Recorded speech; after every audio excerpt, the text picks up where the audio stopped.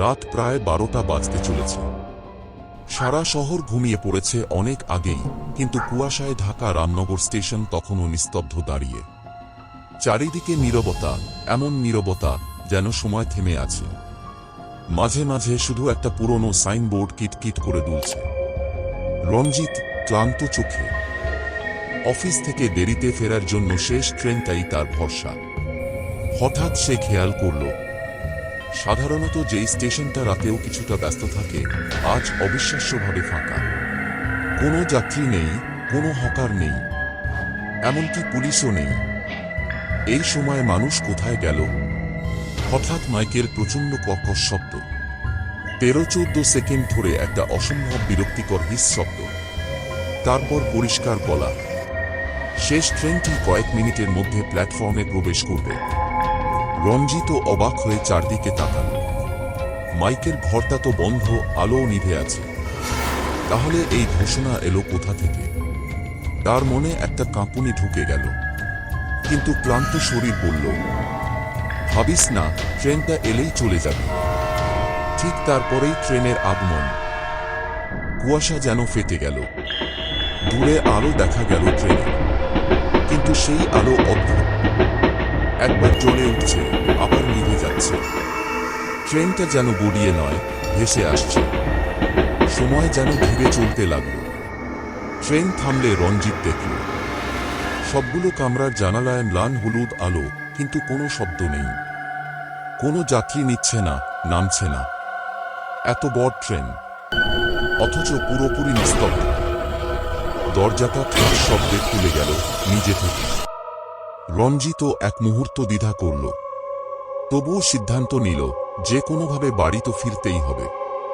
তারপর ঠিক ট্রেনের ভেতরে পা দিতেই এক অদ্ভুত ঠান্ডা বাতাস তার পুরো শরীরে ছড়িয়ে গেল। মনে হলো যেন হাজারটা বরফের সূঁচ দেহে ঢুকছে। কম্পার্টমেন্ট পুরো খালি, কিন্তু সিটগুলো হালকা দুলছে, ঠিক যেন কেউ মাত্র কয়েক সেকেন্ড আগে উঠে গেছে। রঞ্জিত হাত দিয়ে একটি সিট স্পর্শ করল। এটা বরফের মতো ঠান্ডা, বাতাসে একটা পুরনো লোহার গন্ধ। তারপর খুব ক্ষীণভাবে শোনা গেল, বস, বস। এত ক্ষীণ যে মনে হলো নিজের কল্পনা। ঠিক তখনই পিছন থেকে এক গলা, এই ট্রেনে ওঠার আগে মানুষ দুবার ভাবে। রঞ্জিত চমকে উঠে দাঁড়াল। দেখল প্ল্যাটফর্মে এক বৃদ্ধ দাঁড়িয়ে আছে। ছেঁড়া ধুতি, মলিন চোখ, কিন্তু তার চোখ দুটো জ্বলছে লাল আলোয়। বৃদ্ধ হাসল, এই ট্রেনটা মানুষের নয় বাবা, যারা ওঠে তারা আর কোনো দিনও ফিরে আয় না। রঞ্জিত দৌড়ে দরজার দিকে গেল, কিন্তু বৃদ্ধ আর নেই। সে কুয়াশার ভেতর মিলিয়ে গেছে, ঠিক যেন কখনো সে ছিলই না।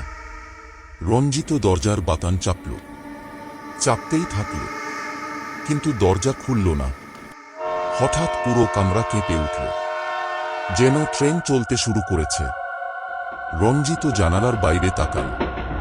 স্টেশনটা পিছনে সরে যাচ্ছে, কিন্তু একটা ব্যাপার দেখে সে পাগলের মতো দরজায় আঘাত করতে লাগল।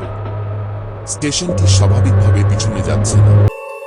বারবার বারবার একই প্ল্যাটফর্ম, একই লাইট, আর ট্রেনের ছাদের ওপর থেকে কেউ আসছে, কেউ হাঁটছে ধীরে, শক্তিশালী পায়ে, সোজা রঞ্জিতের কামরার দিকে।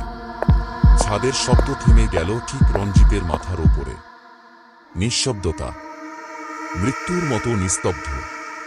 তারপর দরজার একেবারে পাশে, জানালার কাঁচে, দুটি লাল চোখ জ্বলে উঠল। একটি ফিস ফিস আওয়াজ, এবার তোর পালা। রামনগর স্টেশনটি আজও আছে। মানুষ বলে মধ্যরাতে সেখানে একটি ট্রেন আসে।